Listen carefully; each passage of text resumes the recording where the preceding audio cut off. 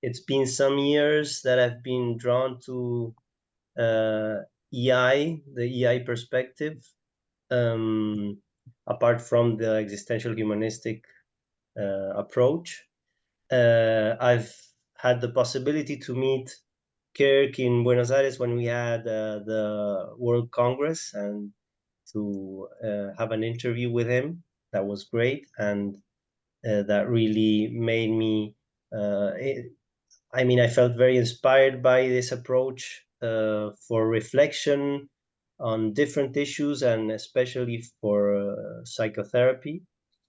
And I can also say that I've trained in psychoanalysis and different existential schools such as logotherapy, existential analysis, and of course existential humanistic approach.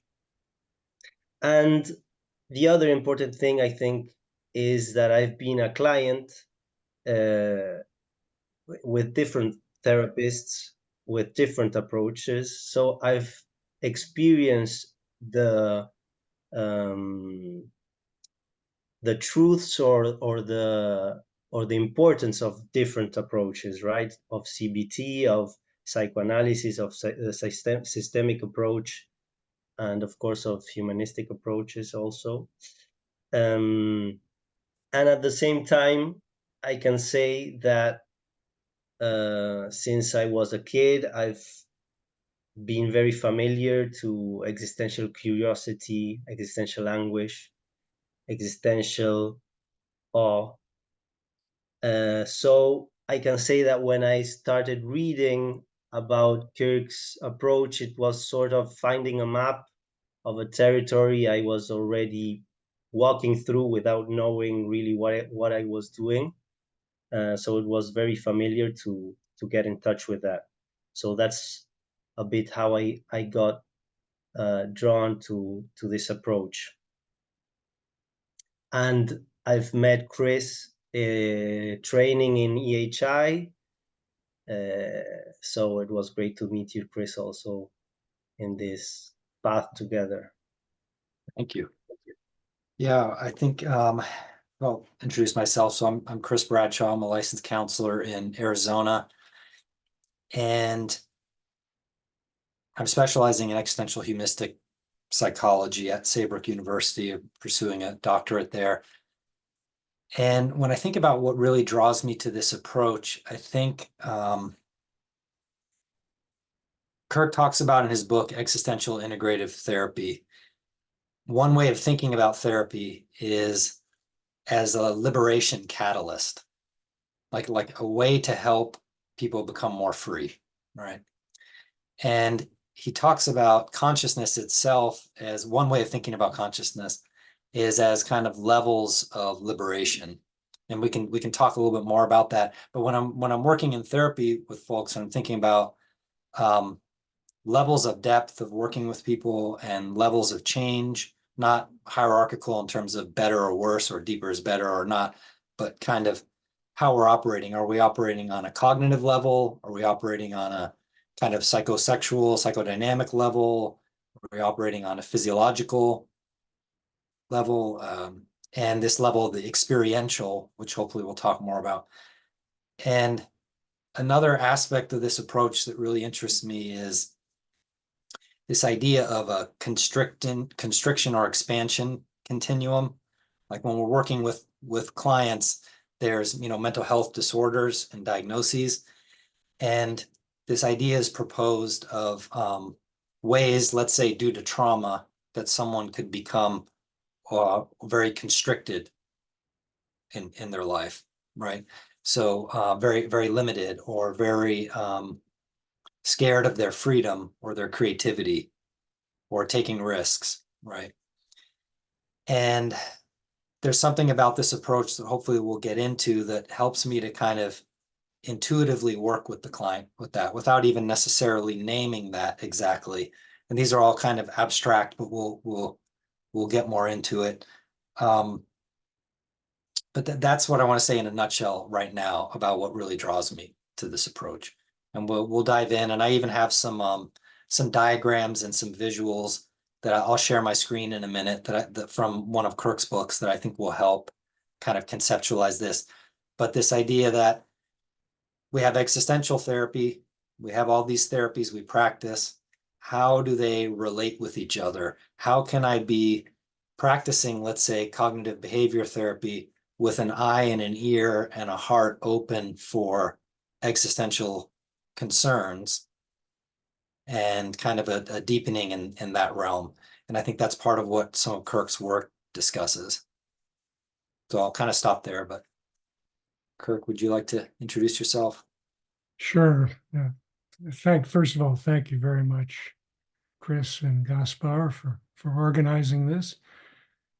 And I'm delighted to be here with all of you. I guess in a nutshell, I see this existential integrative approach, which is one way of understanding and coordinating a variety of bona fide therapeutic approaches within an overall existential or experiential context. I know that's a mouthful, but we'll be exploring it further. I think a lot of what it really comes down to is a basic sense of, or a basic question about how do we deal with the groundlessness and helplessness of our human condition. It's a very primal question, and that's why it runs so deep. And I think there are a whole variety of responses to that question, depending on people's desire and capacity to work with that vast unknown and that vast relationship to that which is other and different, foreign, which I do believe with Otto Rogg that begins at birth. And it's a kind of template involving that radical shift between relative unity and non-being to sudden abrupt disunity and being. And so how we're met in that crucible, if you will, by our parents and the culture is all important. And the existential integrative approach is really a way of trying to help us navigate that powerful cleavage that I would guess we all experience at some level. And some of us have more difficulty with it, partly because of the way we're raised or because of trauma that sort of rips us open to that helplessness and groundlessness. And so it's very hard to find ground, some grounding within that abyss. So the existential integrative approach involves really trying to tune in to clients' desires and capacities to work, to work with that challenge. Challenge of the radically unknown,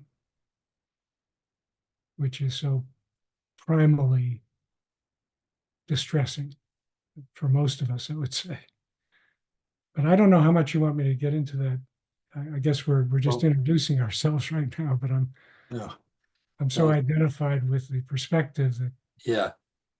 I have a follow-up question for you with that, and that I think might provide some grounding kind of in this approach. So I am gonna really quickly share my screen real quick. And can you all see this diagram? Yes, Chris. Okay, cool. So I'm gonna make it a little bit bigger. So this is from your book, Kirk, Existential Integrative Psychotherapy. And this is referring to levels or spheres of consciousness, overlapping and intertwined. And so I'd like to real briefly give a little example of how I think this might operate in therapy. And then I would love to hear from you, Kirk and Gaspar, and about this. So if we look at that outer rung of the physiological level, so let's say I'm working with a client and they're dealing with a lot of anxiety issues and maybe even approaching panic or different things. And they decide with their psychiatrist that some medication is needed to bring the symptoms down when they're experiencing panic, right? Maybe they don't want to take them all the time every day, but they want something on hand when they're experiencing panic. So that right there maybe is creating a certain amount of quote unquote freedom in that moment, or liberation in that moment. When they're having panic, the medication is giving them something. Maybe we also look at mindfulness, exercise, diet, different things like that. So we're dealing on the physiological level. The way I think of the environmental level is I think of kind of conditioning and behavioral things.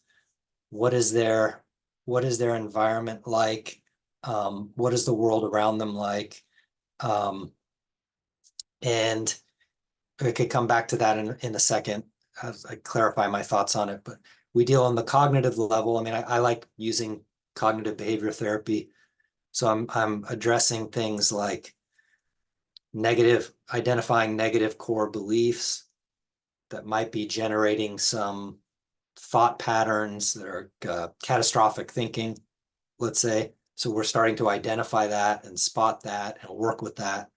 The psychosexual realm might go, the psychodynamic might start to go through free association, through dream work, through different things. We might start getting at some things from their past and how their sexuality, their aggression, their early attachment relationships, how some of these things have influenced them. And when we're dealing with the interpersonal, I think maybe that's perhaps where a lot of the attachment stuff comes into, but how we're really interacting real time with other people.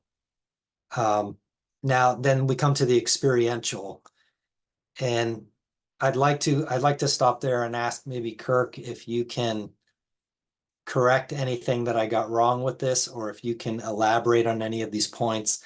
But for me, this helps me a lot as a therapist in terms of thinking of the different realms that I'm working in.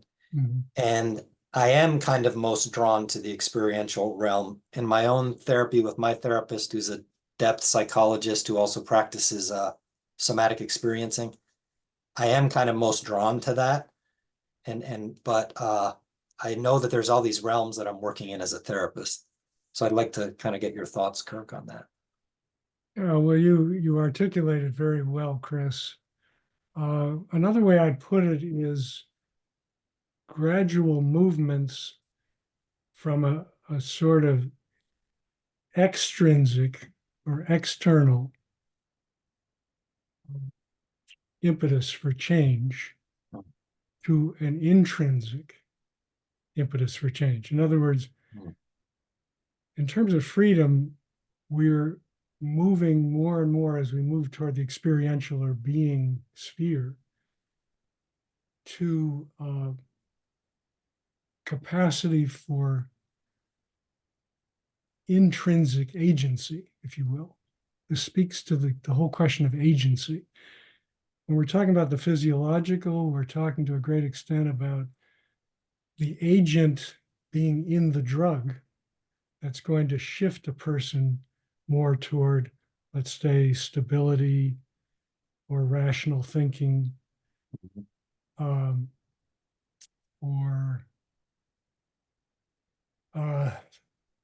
fewer negative thoughts. And here we're getting into cognitive behavioral realm as well. That's also designed to kind of give people tools and skills to move them, from the outside, give them from the outside to move them toward seeing their life more realistically, maybe more strategically, and achieving a goal, etc. But and I call these non-experiential and semi-experiential modes. And by experiential, I mean an emphasis on the immediate, the affective, the kinesthetic, and the profound, or you could say spiritual. As we move toward a more experiential level of contact, we're moving more and more away from instructions,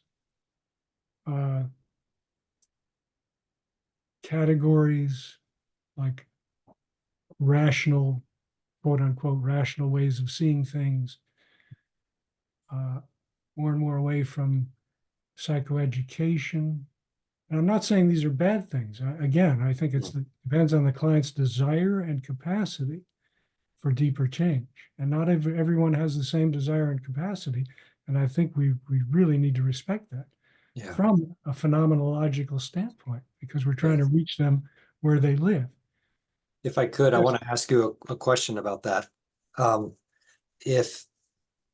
you able to give an example of, let's say you're working with someone in the cognitive realm, what might some degree of liberation look like there, and how do you remain open to the experiential? How might the experiential then enter while you're working in the cognitive realm? Like, does that make sense? Or yeah.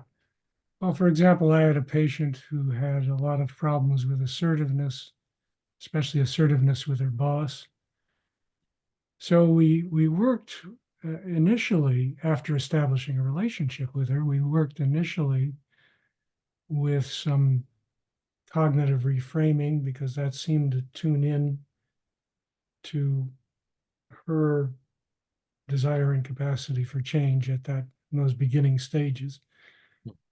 And we worked with the question of what it might be like for her to confront her boss about needing higher pay, about wanting higher pay, and how difficult that was for her. But by discussing it in terms of, the kind of the reality of the situation, of the evidence of the situation, I think that helped her see that in some ways she was overgeneralizing about how he would react to her if she asked for higher pay.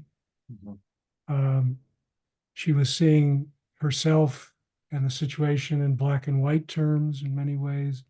Either she's, the good female employee, or she's going to be run out of the business. If she makes demands, she'll be considered a bitch, etc. We talked about those kind of, you might call them distorted perceptions, because she was blowing them up to such a degree that they became catastrophic, and her situation was not catastrophic as she was describing it. And in fact, after a number of these discussions in a very early session about how a more realistic way of viewing the situation could be a lot more doable than she realizes. And we even did some role play and rehearsal around what that might look like with her boss. And she came back the next session feeling that she made a significant gain in terms of being able to encounter her boss. I believe she was able to encounter her boss about attaining higher pay. And it was partly because we were working at these levels giving her some tools to work at these levels. But this is very critical. And in response to your question about how do we bring in the more existential or experiential core of this assimilative integration framework,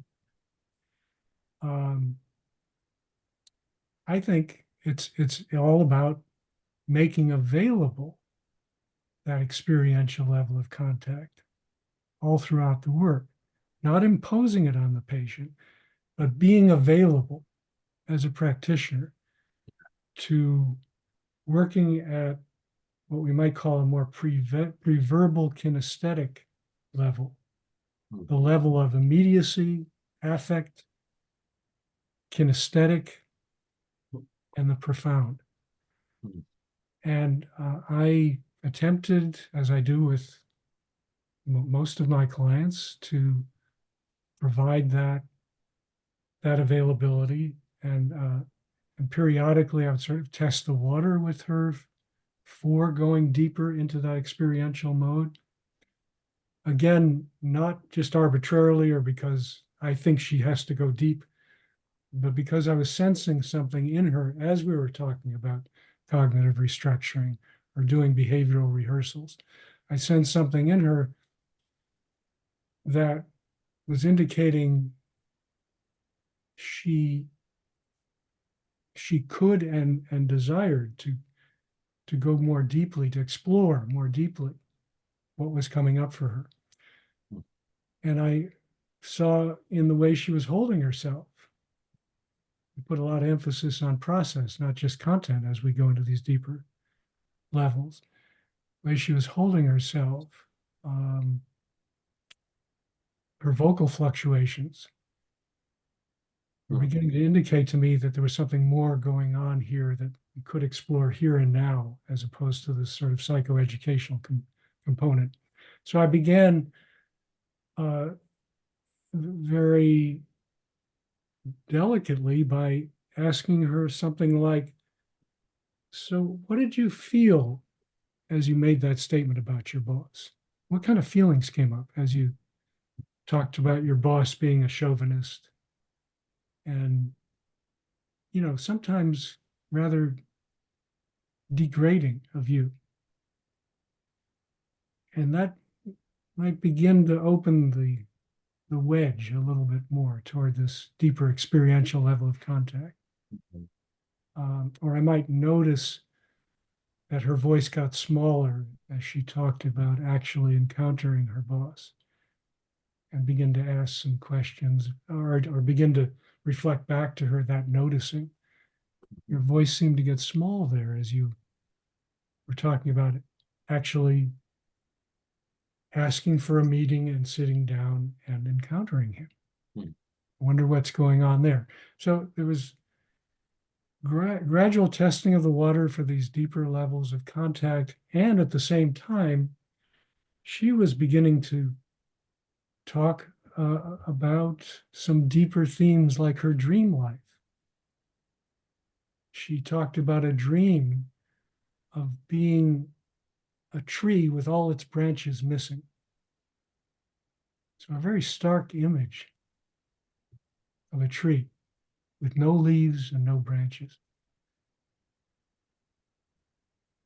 So And Kirk, I wanted to add something and see what you think about that. So in some sense, the four stances of the experiential level that would be presence, invoking the actual, yes, and well, confronting resistance and vivifying and resistance. vivifying resistance and I wouldn't use rediscovery, resistance, self-protection. There's a much better self-protection, yeah, word. Yeah. and rediscovery of awe and meaning. But maybe in what you are explaining right now, we can see that they are always latent. So these four stances are always there as us being existential therapists, although we are working with, let's say, the cognitive or the psychosexual. So presence and invoking the actual, I believe, if I'm not wrong, is what you were doing right at that point with this client. Yeah, that's a good point. Uh, I believe presence is always important in this work. And it also helps attune us as therapists to how we can best reach this person. It's authenticity to the context rather than authenticity as it's sometimes used as, you know, just another word for um, the therapist saying or doing what she wants. No, it's the presence, and by presence I mean the holding and illuminating of that which is palpably significant within the client and between client and therapist. So I think that's always there. It's vital to be there. It's the ground and the ultimate aim of the work. It's just that presence can sometimes lead us to these relatively non and semi experiential ways of relating to the client because those reach the client at that particular stage of the therapy more than, plunging in to, again, that deeper and vast unknown and the groundlessness and helplessness that can come out of that. I have a question too, because I'm wondering, we'll see when we get to the discussion portion with everyone. When you mentioned the groundlessness and the groundlessness aspect, is what you're referring to there this aspect? Well, one thing that comes to mind is that our time here is limited, right? Mhm. That we're thrown into the world, so to speak, and we're always getting closer to the end, so that there can be a level of dread of that as humans that we may more or less be in denial about or push to the side or be aware of. And sometimes I think some clients that are acutely aware of it are more authentic sometimes in the sense of like less defended. Mhm. When you speak of the groundlessness, can you describe a little bit what you're referring to? Yes, as patients go deeper into the work and as they're more able to work at the experiential level, I notice that they begin to refer to their struggle or their battle in much more metaphorical terms, symbolic terms, like I feel the bottom has just dropped out. Oh yeah. I feel like I'm in a black hole. And this client, in fact, talked about this dark spot that was always right by her shoulder. Now, it's very interesting how we shifted to these much more deep, uh, cosmic or ontological metaphors for the battle that she was experiencing around assertiveness. It's gone way beyond just asserting herself with her boss or a few people in her environment, which was very important. And that was progress in the therapy. But there was much more going on for this patient. And it turned out that it was much more about wanting to feel free in her life or freer. Yeah, I want to Yeah. ask you something there too, because I want to make sure, since ontological isn't probably a word that we all use like all the time, but it's my understanding is kind of our relationship to being. So if I could, so when you're meeting with this client Mhm. and she's wanting to be more assertive with her boss, and as you talk about it and you talk about it, you identify some, and it sounds like it's a big thing. I mean, it's an issue. It's a big, Sure. important issue. Yeah. And maybe there's some anxiety around it, frustration, anger, whatever. And you're talking about thought distortions or whatever it is, or maybe they're not even distorted. Maybe their boss is degrading and doing certain things, so they're maybe Mhm. accurate in some. And then you're starting to notice shifts in voice Mhm. and how physically the person is carrying themselves. Mhm. And it sounds like you're present to that, and that's feeling significant. You're Mhm. inviting the client into that. Mhm. Now, what comes up for me, when I had mentioned constriction, expansion, and I know it's not necessarily something that we talk to clients about, but Yeah. so if I'm noticing, okay, it seems to me like when this woman is talking about her boss, there's something constricting or Mhm. holding her down or holding her back. Yes. And to me, when we talk about like the ontological, it brings that into the realm of existence as a whole, like being Yeah. held back in your existence in life. And what are the things in general in life that can hold people back? Um, Yeah.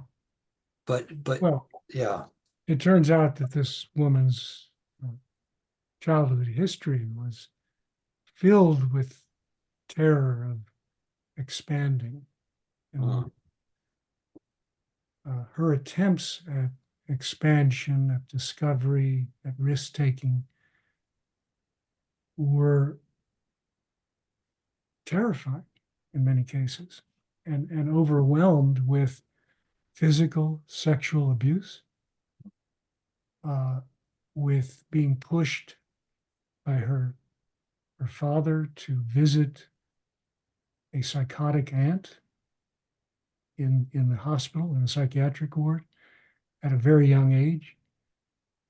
And imagine the kind of uh, confusion and maybe chaos that the little girl experienced in that ward, in that setting, as well as with the aunt. There was very little attention on the part of the parents to the developmental uh, path of the client. And, and there was a lot of neglect in regard to how she was being abused by an uncle uh, since she was 7 years old and right up through early adolescence. So one of the issues here is that people tend to become hyper constrictive, as I call it, or held back and confined when they're terrorized by hyper expansion, mm, terrorized by venturing out into the world, taking risks, breaking boundaries. Uh, Expansion becomes associated with chaos. yeah, And so one will do everything one can. One will design one's life around avoiding any hint of that chaos and thereby manifest disorders, as we call them, like major depression, like anxiety disorders, yes. like passive dependency, So is part of the reason when obsessive compulsiveness. Yeah, go yes, ahead. when you're saying, Kirk, like as you start to work in the experiential realm and clients start to report this feeling like the bottom's dropping out, is that sometimes when they're confronting some of this dread, or when some of the Yeah, self-protective patterns or the quote unquote defense mechanisms are starting to relinquish, yeah, that yeah. then so That, if I could draw, I put this diagram up here from your book: mhm. constrictive dreads, expansive dreads. I don't know if people can see it well, but It's a little small. Yeah. okay. So levels of consciousness and associated dreads. Mhm. So what if I think, for example, like the client you described, um, in that experiential realm, which is in kind of the outer kind of side, Mhm. you see on the left there in the shaded portion, there's an unmanageable smallness or obliteration of like when I'm wanting to assert myself with my boss, it's like we all know for some folks it's easier to assert themselves with their boss than others. Sure. And then we know how sometimes folks can get literally terrified. Mhm. So like maybe your average person has a hard time asserting themselves with their boss. They're their boss, they have more power, whatever, they sign your paycheck. But then when there's a terror that's connected to like a really deep thing that's impacting your entire life. So I'm thinking of then when you were working on the cognitive level, when we go down, there were these dichotomous scripts of I've got to be brutal or I will be a victim, or overgeneralizing, it's always dangerous out there. So I just think this was an interesting diagram that might help shed light on kind of what we're talking about. And Thank I you. wanted to ask Kirk to add something to this issue. Mm. How do we understand psychopathology from this perspective without objectifying? Right. Well, Yeah. first, I think it's important to understand that I wrote this work back in 2000, 2007, 2008. It's been many, many years. Yeah. And it's a little more literal than I would be now. Okay. Uh, and even then, I I don't expect people to look at this in like a linear mechanistic way, but Yeah. as touch points or touchstones that can help to clarify, where the client is at, what they're struggling with, and what the stakes are in terms of their battle. Um, if, so basically, a hyper-constricted personality, if you want to call her that, she certainly exhibited some of those traits, often has a terror of hyperexpansion, terror of chaos, and so there's a drawing back and confining of thoughts, feelings, and body sensations. Now, some people cannot deal very well with that drawing back and confining, that sense of smallness. And so they'll do everything they can to break out of that and become hyper expansive in reaction. But there are many people who don't have the means to do that. It often takes a certain personality or maybe an aggressiveness people don't have, uh, or their disposition is such that they feel more stuck, let's say in a constrictive mode. Mm. Um, but I think, but basically, being hyper constricted or hyper expansive comes back to this sense of groundlessness and helplessness. And I think one can feel that either if one identifies more strongly with staying small and almost imperceptible, or if one identifies with being grandiose and explosive with their personality. Um, Kirk, again, what either happens when there's a mixture of both, of the hyperconstrictive and the yeah, hyperexpansive in the same person? well, What is it that generates that situation, that particular situation? that's what we tend to call borderline personality, I believe, which is the love-hate back and forth relationship, often with the therapist, which is recapitulating a dynamic in the family system, often a sense of extreme smallness and fragility, almost imperceptibility that one cannot stand and has the means to transcend, but in a very defensive way, to the opposite end of the spectrum of becoming explosive and chaotic and aggressive. But in that kind of personality structure, that person also can't stand being there. Most people can't stand being at either extreme. But in this case, the person has the capacity to draw back and then make themselves small again. So there's that swinging back and forth that you see with that particular personality constellation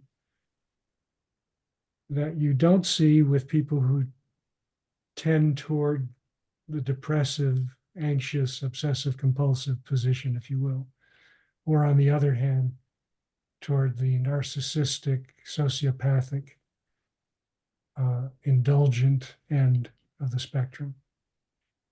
I'd like to share something about how I feel like this helps me kind of intuitively in therapy with folks is, I mean, let's say I'm working with someone that that everyone at the agency is saying is super narcissistic or something, and maybe they are, right? And if you see here on this diagram, hyper expansive patterns and the dread of ultimate constriction. So the dread of smallness or obliteration. Right. And under narcissism, you know, the dread could be inadequacy, unworthiness, or impotence. Mm-hmm. And so if I'm working with someone that's kind of exhibiting these narcissistic traits, one way that kind of helps me intuitively, and I might not say anything about it, is they really feel like they have to expand out with their ego, yeah, and control your perception of them in a certain way because they are terrified of the opposite of that, which would be like to be constricted or small. And of course, it's probably because someone made them feel obliterated, mm-hmm. or someone taught them that to be anything less than dominatingly expansive is obliteration. Mm-hmm. Right? Mm-hmm. And so it just helps me when I'm kind of moving around the therapy with them is they're so expanded, and it starts to feel like how much work they have to put into that to just stay expanded and dominant all the time. Yeah. And it could inform how I intuitively work with them. Like you know, I might even, I mean, I've probably shared things with clients like that, like just reflecting, you know, wow, I'm feeling like these statements are pretty large in the room right now, or I feel like I'm feeling my shoulders go in a little bit, like you're wanting me to feel small or something like that, or just, you know, if they feel like they have to obliterate me in order to feel right. expanded enough, I might draw attention to that experientially. Yeah. Yeah. That's exactly how I hope people will interpret these polarities. Mm-hmm. Not in that rigidly objectified way, but as touchstones that can give us more empathy, perhaps, for where a person's at, how they stand in the world. Yeah. And Kirk, to go return a bit to the philosophical roots, I've read somewhere that you've been inspired by Kierkegaard's idea of the self as a synthesis of the finite and the infinite. And maybe you can relate this with this constriction expansion continuum we're talking about. Yes, well, my first book was really all about this, The Paradoxical Self, toward an understanding of our contradictory nature, was based on Kierkegaard's little essay now I don't remember the title of the book, but the title of the essay was Despair Under the Aspects of Finitude and Infinitude. And so I just reframed his the mortal illness, Kirk? What's that? Is it the mortal illness? No, Is the title? No. no, it's not concept of dread. Ah, okay. Sickness unto death. Sickness unto death. That's the book that it's in. And so I reframed the notions of finitizing and infinitizing to constriction and expansion, because I thought those were more clinically near concepts, experience near concepts. And I thought it was a brilliant analysis, Kierkegaard's analysis of our tension between these two basic stances in the world of feeling like we need to be, closed down and make ourselves small, uh, and maybe even invisible, as distinct from uh, expanding out, bursting forth and extending ourselves, which is kind of the phenomenological description for hyperexpansion or for expansion.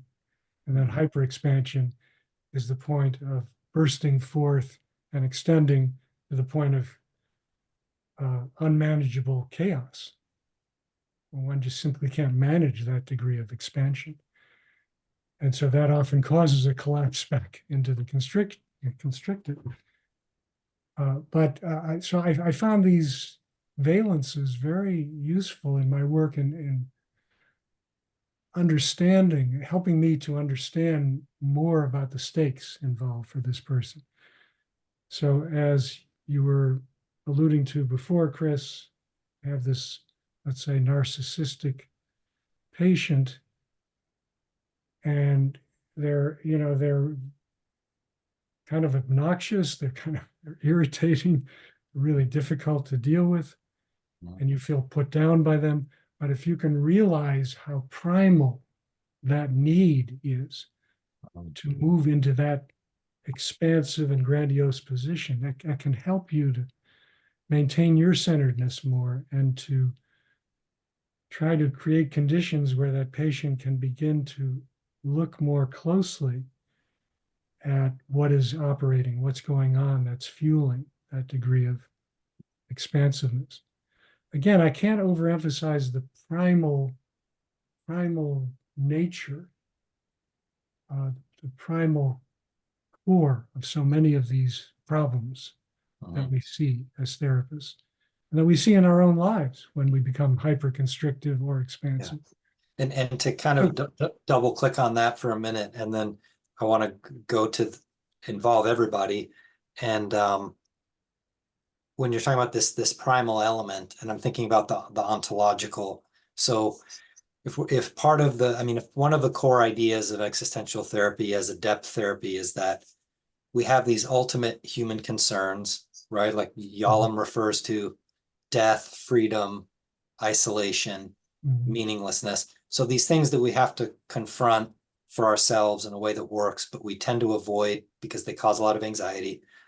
If that's the baseline, then you add in all these traumas, these additional traumas, and you have a situation where, again, you're talking about primal. What we mean by that, my understanding is it's going to be difficult as a baseline to confront your mortality or to confront your limitations as a human being, or to confront the anxiety that comes with freedom or creativity or assertion, living your life the way you really want to, whatever, living your best life, all that stuff. It's going to create some anxiety. You add in all these traumas, now it becomes a terror. And it's a primal thing because it's their trauma. It's these traumas that we work with, and yet it's also tying into their relationship to the human condition as a whole. Yeah. And so, we can do both. You can work with someone to heal their nervous system because of abuse they suffered, and then they can also have a better relationship with their overall limits as a human being, right? You're still limited as a human being even after you quote unquote recover from your trauma there's still the trauma of the fact that you're going to die at the end of, you're going to heal yourself and then you're going to die. And that we came out of nowhere and we go into nowhere. Right. Yeah. Yeah, so that's why I talk about helping people to find ground within groundlessness. Because Right. that's always there, it seems to me, the groundless. And the question is, how do we negotiate that? How do we navigate it? How do we find touch points within that that are gratifying, enriching for our lives? Hmm. And that enable further growth and further deepening, further presence or coming into that groundlessness and helplessness, if you will, that radically unknown. So yeah, that's part of the art of the work is how do we co-create conditions with the client whereby they are able to work at those deeper or experiential levels in a way that's not re-traumatizing, Yeah. or overwhelming. Yeah. That can happen so readily. Part of the point here is we're inviting people to be annihilated within their psychic system or the constellation, to invite somebody who's hyper constricted to begin to reach out, to venture out, maybe with you as the therapist, in expressing some anger or in taking a risk to share a powerful feeling. They're out on a limb at that point. They're out on what may feel like a pretty flimsy limb. They could break off at any point and they go into a free fall. Yeah. Yeah, the difficult thing there, Kirk, is that their hyperconstriction or hyperexpansion is sort of some uh, some fake ground or a way to believe there's some sort of ground in the groundlessness. So when you start inviting the client to relate to, let's say, expansion or constriction of them in themselves, you're sort of also inviting them to groundlessness, right? And That's right. that's why I really liked how you said it. You said navigate groundlessness. Yes. So there's not really a way you can maintain the construction of a concrete ground, but you can navigate groundlessness in a way that you don't just fall in the abyss, right? Exactly. And you stated very well, Gaspar, the notion of it's sort of like swimming. I think that's a good analogy. You're plunging into a vast unknown sea. And how do you maintain some ballast, some capacity to float and to swim, to negotiate your way in that vast unknown sea? And of course, the more we practice being present to that vast unknown sea and staying with those very terrifying feelings, the more we tend to be able to occupy those places that were formerly cut off. Another good analogy I find is the basement analogy, the dark basement. The more our eyes, more we give it time, give ourselves time to stay with and explore that dark basement and those things that seem to be threatening us and impinging on us. The more our eyes adjust to the light or the dark, and we begin to see things that may be more familiar than we thought they were, less catastrophic than we thought they were, and maybe even useful and exciting. And we can begin to open up to so many more thoughts, feelings, and body sensations within that realm as we stay with it. But again, not everybody is able to go to that depth and to that fullness of swimming, if you will. into all these nooks and crannies. I'd like to open it up to everyone, and this is kind of cool because we have a small enough group where I don't think we need to raise the hand or anything. I think please just jump in and maybe introduce yourself and where you're from if you feel comfortable, but I'd love to just have a dialogue with everyone. That'd be great. Yeah.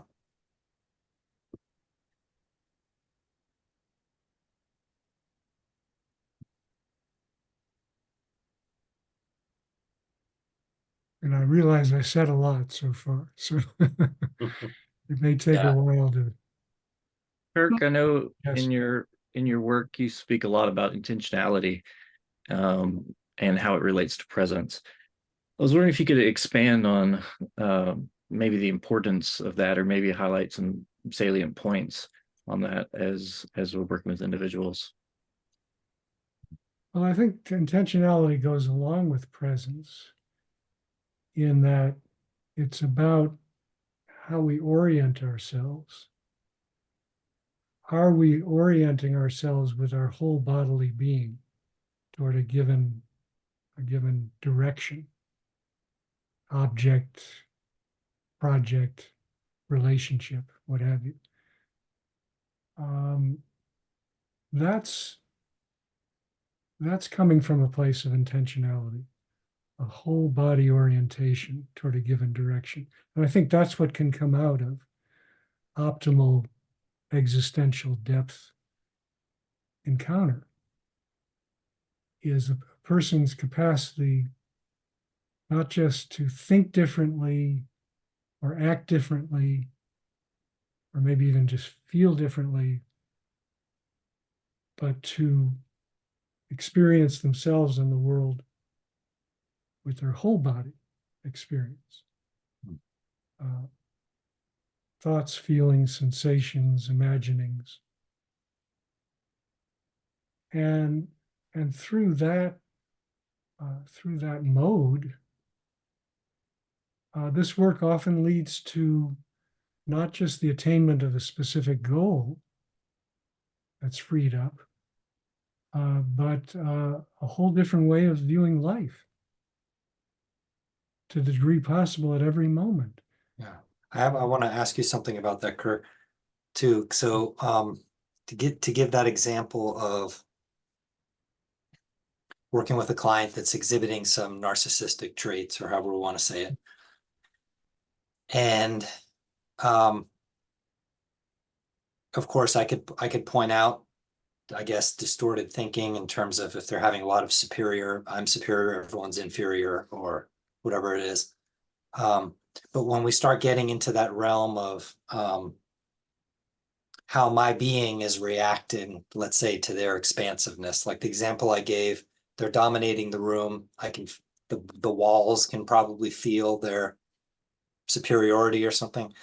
That's like this vibrating. Mm-hmm. And then I'm feeling smaller, like I'm constricting in. Obviously, that sharing that with the client, that is a very different way of interacting with a human being, right? Typically, because I mean, maybe for us as therapists, it's not that unusual of a concept, but typically, at least in day-to-day life, from what I've heard and seen, we're usually talking about something. Right. We're not talking about the unspoken stuff between us typically. Yeah. Or we're not talking about body sensations in interactions. That would be weird or way too intimate for some situations, right? So I hear what you're saying about, like, we're inviting in, or we're remaining open. And part of what I think presence can get at is the timing, like kind of knowing when the timing is kind of ripe for that type of thing. Mm-hmm. You know what I mean? Like, because that's maybe I didn't give the best example, but that type of interaction with the immediacy, the unspoken emotions, the unspoken kinesthetics, can be a pretty unusual thing to talk about with someone. So, but if you're setting an intention for it, you'll be more open to it. Yeah, I think that's true. And I think that's one of the cutting edges of an existential humanistic approach, is that we pay more attention than typically to process, not just content, how we're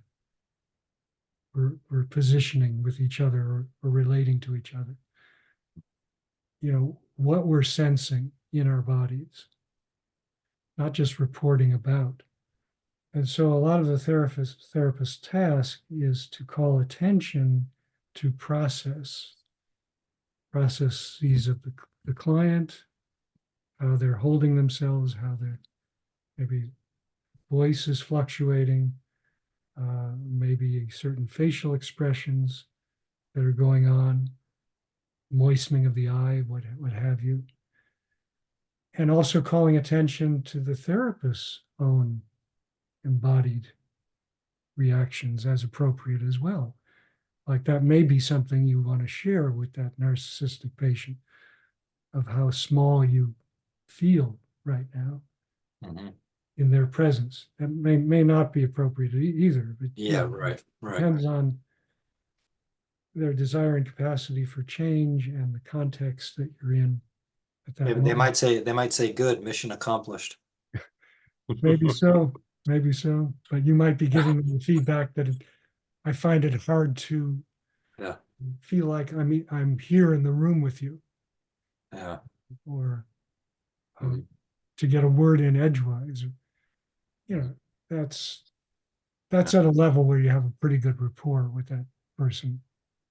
It's not going to hopefully overwhelm them. Yeah. Which it's interesting as humans that can be overwhelming, isn't it? I mean, it's interesting to me that maybe it's cultural, maybe whatever it is. I mean, nervous system, it probably, right? It's odd.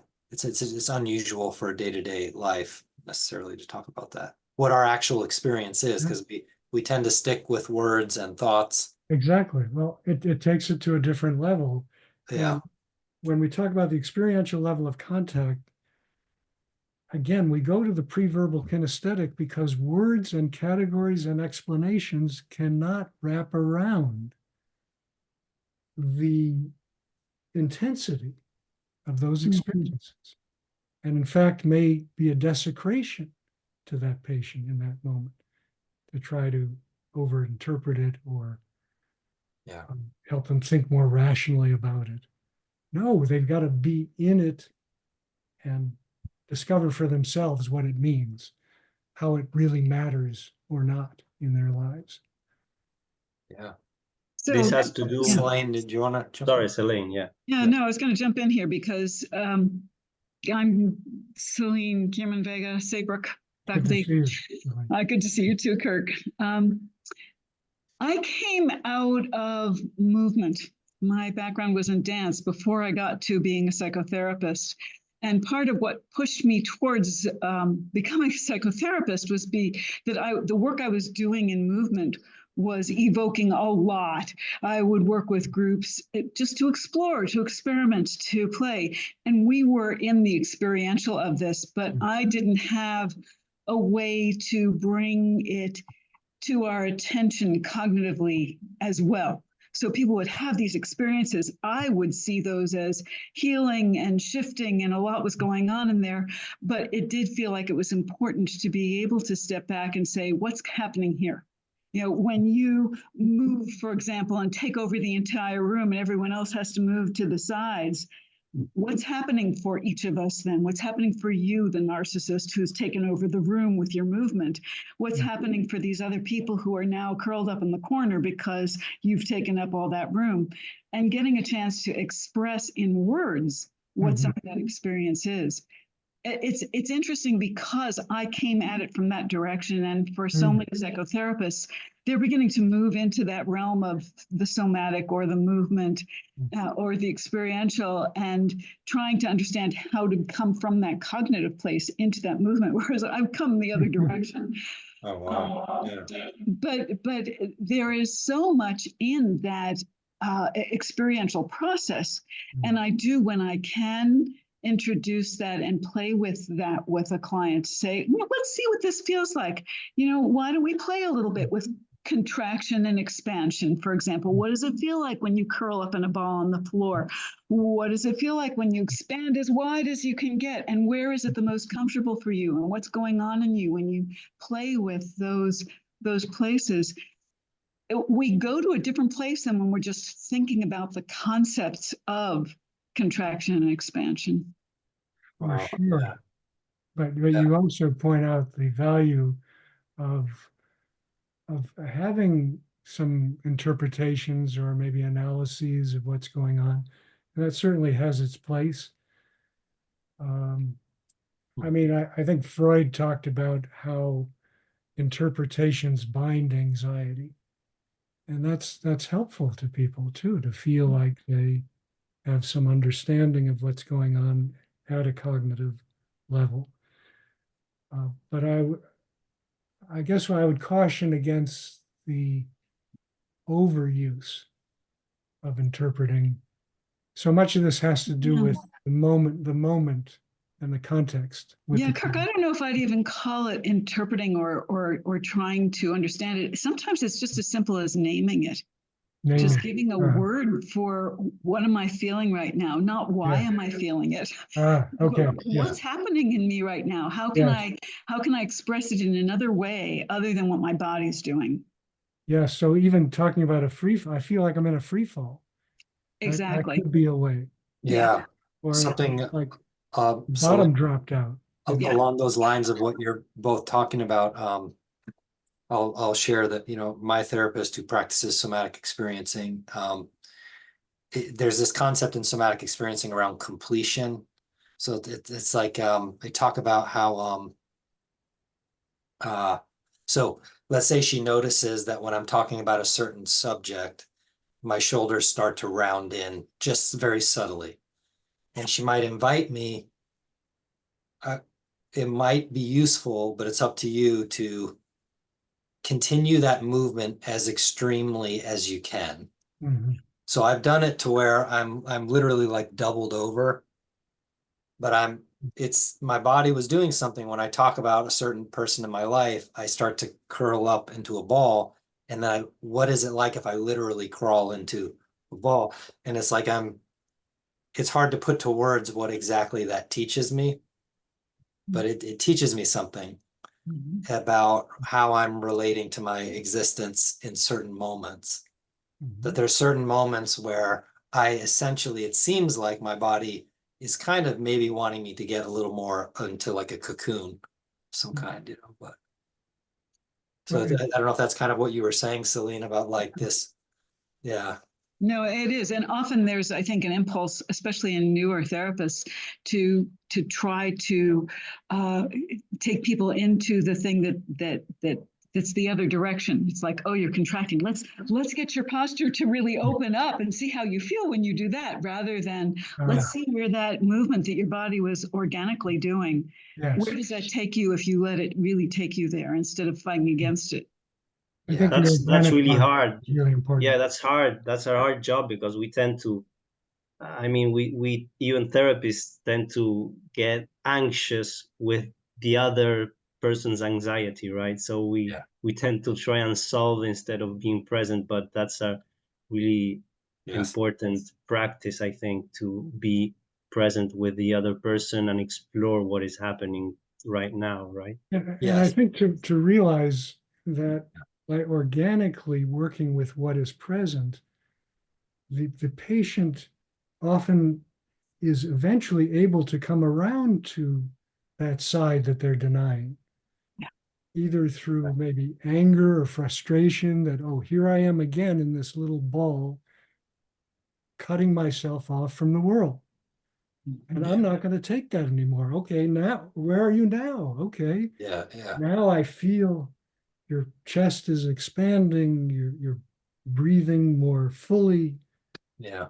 What's happening now? And so it's a reoccupation project. That's what I call you're reoccupying the parts of yourself that have been formerly cut off. Yeah. At the deepest levels. Yes. I'm looking around the room. Does anybody We've got about 15 minutes left. Anybody have thoughts that you want to jump in with? Sure. I'm curious. Excuse me, I have a little bit of a cold. Good to Thank see you you. so much for good to see you too, Kirk. Thanks so much for everything. Yeah. On the first illustration that you pulled up, I'm curious as to where like behavioral interventions fall in those spheres that you pulled up. I was surprised actually not to see behavioral explicitly in there. I have a feeling it lays in the physiological and environmental. Yes. However, as a DBT therapist, I can see behavioral change and behavioral interventions as actually very profound and very experiential. Mhm. So I just wanted to kind of get a little bit of clarity there, Yeah. where you might see that in a remixed diagram, if you were to do one, Kirk. Good question, Chris. I equate the behavioral with the environmental, and I'm really speaking about the sort of classic behaviorist standpoints of, say, a B.F. Skinner, who basically talked about behaviorism in environmental terms, rearranging environmental contingencies, et cetera, which don't necessarily involve a great deal of experiential dimension. On the other hand, I think what you're talking about and what I was exhibiting with my patient that I referred to earlier when we rehearsed and role played, being with her boss and asking for a higher pay, a lot came out of that actually. And I think that role play and rehearsal was one of the catalysts that supported her to move more into an experiential level of contact, which we eventually came around to in a full bore toward the last session, where she was able to be with a very disturbing part of herself in a very tactile way. So I agree with you. I think that some of these even cognitive behavioral interventions can bring up or can be sparks for fuller experiencing. If the therapist is equipped with the capacity to make that experiential level of contact available to the client. And that's my concern about a lot of the standardized training, is that we don't train therapists in cultivating presence enough, in my view, and in providing that dimension all throughout the work, sometimes more explicitly than other times, depending on, again, client's readiness and desire to work at those levels. But yeah. On the other hand, agree. sorry, Kirk, go No, on. go ahead. No, I wanted to say that on the other hand, there's a lot of current behavioral therapies that try and have the intention of working also with the experiential, right? Like ACT or the same DBT. DBT. I mean, there's a chapter on Kirk's book on the existential integrative psychotherapy that Stephen Hayes Yes. co-authored. So That's right. it is interesting to see how the existential humanistic and the experiential therapies have influenced also current therapies from other schools. I think that's true. I'm And I think, curious to, I just wanted to, I'm curious, Chris, if you're comfortable sharing ways you think sometimes the experiential comes up in like your behavioral work. In Yeah. in a lot of ways, I think when I actually see that diagram and transpose it upon DBT modules, there's just so much overlap. Same thing kind of with polyvagal theory. Like when we bring up the polyvagal hump, right? The green, yellow, red zones, it almost directly transposes upon the DBT modules of distress tolerance applies here, right? And then if we can get the yellow zone, we go down to emotional regulation, and then we go down to mindfulness for the general kind of presence. And so it just strikes me when I see these different diagrams from different modalities, how integratable DBT is. Like if we pull up that original diagram, we have interpersonal, which one of the DBT modules is interpersonal effectiveness, one of the 4 pillars, right? And then we have, what do you call it? The more classic behavioral approaches like the environmental and stuff like that. However, what I think I'm advocating for, or what I see in my practice, is almost like an imaginative behaviorism, an imaginative, colorful behavioral approaches that at advanced levels, clients actually make their own. They start stacking skills, they start customizing skills. It's just so much more than just a worksheet. And that's what I want to bring some voice to, because when people oftentimes attribute DBT, they're thinking skills worksheets, and it's just so much more expansive than that. And I really think ties into a lot of stuff that the 3 of you are touching on. In terms of examples, I can come up with a lot. I don't want to monopolize the time, though. I hope that contributes. Yeah, it definitely does. Yeah. I think a lot of this is a matter of degree of emphasis also. Yeah. I just wanted to quickly, like when Gaspar talked about navigation, this is a good example. Like with clients that I work with, the DBT skills almost give a protocol or skills to follow, or flow chart even to follow, in terms of navigating some of these states between constriction and expansion. I oftentimes think of it too as a dialectic between disorientation and orientation, right? That groundlessness and grounding. How disoriented are we? And then how can we kind of get to oriented, even, it might sound paradoxical, but orientation in the disorientation, right? So again, so many parallels here, and I'm just thankful for this dialogue. Yeah. I feel so much more powerful with my raspy voice. It's a great voice. Great DJ voice. Yeah. Here we go. Yeah. Taking things up. Yeah. Something that's coming up for me is so I'm working on a chapter for a book, and the chapter is on presence.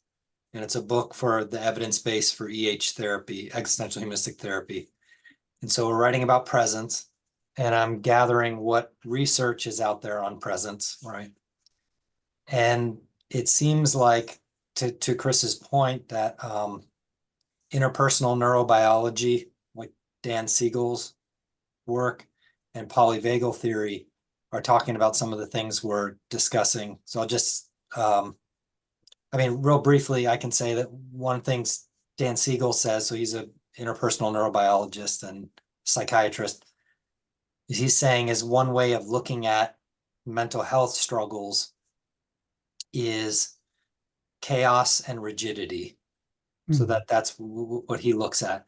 And what he's saying is one way of looking at health, both physiological health and mental health, is integration.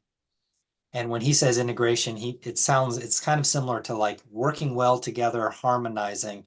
So an example he gives is, we have our prefrontal cortex, we have our limbic system, right? So the judgment, the rationality, supposedly prefrontal cortex, and the limbic system, more emotionally reactive. How well are they working together? An example he gives that ties into a lot we're talking about with DBT and existential therapy is, he says, so when your cognitions, when your thoughts are harmonizing well with your physical sensations and your emotions, you become more open to things like attuned communication, empathic responding, adaptability, right? But when they're not harmonizing well, so when you have some quote unquote rational thought, but your emotions are completely, running wild. And what he says is presence really is the portal for integration. So like being with an attuned therapist that's fully present, and that's a whole discussion of what that even means, but like being with a therapist that's fully present is helping clients neurobiologically kind of integrate. Mhm. And I know we're talking about the DBT with the wise mind, and we're talking about in different things, different polarities in existential therapy. And so I think that's interesting to point out. And with polyvagal theory, then we're talking about with the freeze response, fight, flight, freeze, fawn, faint, all of the different trauma responses. It's easy to see how constriction, expansion, chaos, rigidity ties in with these supposed like nervous system states. Yeah, It's pretty interesting to me. I appreciate that physiological analogy, and I do see a lot of the overlap there. Yeah. I guess one of my concerns is about the physiological model is the danger of reifying these states like states of synchronization or Yeah. integration in physiological terms, Yeah. in that I'm not sure that's the best goal Yeah. for existential depth psychotherapy. It seems to me it's much more about learning to live with Yeah. the various parts of ourselves, and some may be asynchronous. Right. So is part of what you're saying, like, we're not sure if the goal should always be like quote unquote balance or like or some region of the brain that yeah, right. is the model for the good life or the well-lived life. Yeah. I'm Well, I not can sure see it can be it could also located be like that. used, it could also be used to keep people kind of complacent in a way. Like it's like if you've got some legitimate things to be angry about, or so it's like if balance and peacefulness and integration and safety is always the goal, then right, is that really always what life is about, Right, right? is that a full life? It seems to me a full life is to Yeah. sometimes feel the tragedy of our lives. That's part of full living, is being Yeah. in those very difficult uh, um, what's the word? Well, there's tragedy, Anguished feelings. anguish. Yeah. And But the this key here is, I guess, what I would call a fluid center, the capacity not to get stuck there, but to be Yeah. able to move about as the situation demands, if you will. Yeah. this is sort of related to what Christopher was saying of orientation and disorientation, and I relate that also uh, to when you, Kirk, talk about the importance of relating to awe and mystery, and understanding that, or even more than understanding, uh, experiencing the adventure of relating to mystery, right? Yes, yes. Hmm. And the anxiety that comes along with it. Hopefully we can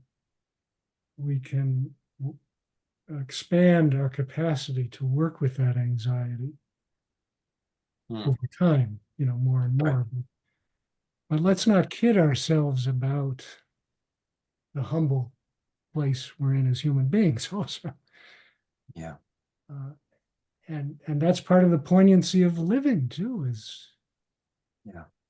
death, anxiety, loss is ever in the background, it seems to me. Question is, what do you make of it?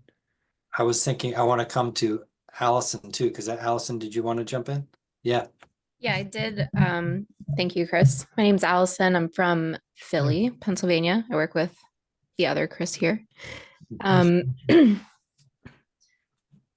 A lot of what we talked about tonight got me thinking in all different directions, but one thing specifically, I feel like I should advocate for balance a little bit, that it's not always a pleasant experience. So I think that's just something I think is different about the how you're fully living, because that made me think of like the how skills from DBT. And it influences like every skill you practice, because you can practice avoid or distraction, but how are you practicing distraction? Is it avoidance? or is it with a little bit of balance? Because it's not comfortable all the time. Yeah, so balance and integration might also be pretty damn challenging at Yeah. different times. Yeah, and you mentioned the how skills, is that what you said? Yeah. How skills. In DBT, it like describes mindfulness using what they use, like the what and how skills. So it's like what we do with mind when we're practicing mindfulness, and then how. Yeah. How are we got it. practicing it? Right, got it. Thank And you. if you're familiar with the 7 attitudes of mindfulness, those are kind of similar to the how skills Oh, in the way I think about them. got it. Yeah. Okay. Yeah, thank you. Yeah. I want to make sure we have, Robert, did you have something you want to chime in? Yeah, if you don't mind. So I'm in Tucson, Arizona. I'm a professional master's level counselor. My introduction to psychology was very much a transpersonal style. And so as you're talking about, Kirk, what you're talking about with the earlier, actually, a lot of those languages slightly over my head anymore, but I work a lot with individuals who have like early struggles with like addictions and personality issues, behavioral complications, young adults and middle-aged adults who are very much young adults. And you had made this comment about uh, kind of integrating the parts of life that we don't want to work with, in other circles, shadow aspects of life. And I was thinking about how this idea of maybe not over biochemistry application to clients. And I thought about some of the ones I work with who they're not wanting to be ready for the existential part. So, but they are wanting to have that biochemistry explanation to give them some peace to help them expand outward before we narrow and condense back down into that integration.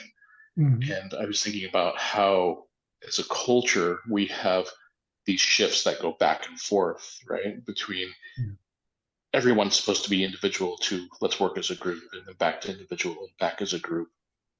And thinking about where some of my clients are, where they need to narrow it down into that sense of safety so that they can then go Maslow's back down to safety and then back up to that actualization, back into the existential.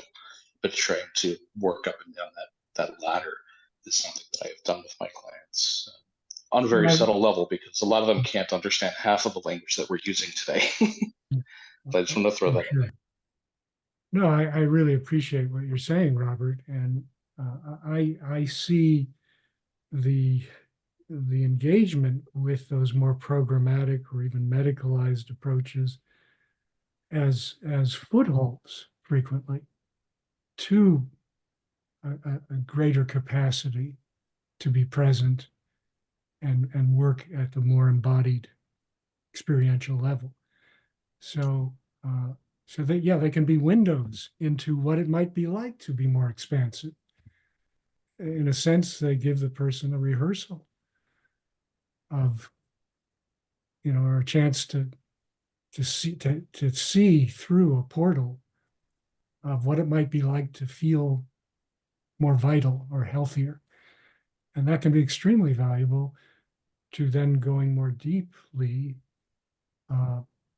beyond what the medication gives, or the solution focus at that moment. On the other hand, there are many people for whom, those kinds of approaches are enough. And have you seen that, Robert, where there footholds toward deepening of the work, or do the clients tend to just stay at that level of taking medication? So some folks do take medication, but the conversation I'm having isn't about the medication as much as taking somebody who they're so enveloped in their trauma that they don't understand why their body is acting the way it does or reacting the way it does, or where their allergies might come from. You know, body keeps the score is very relevant these days, right?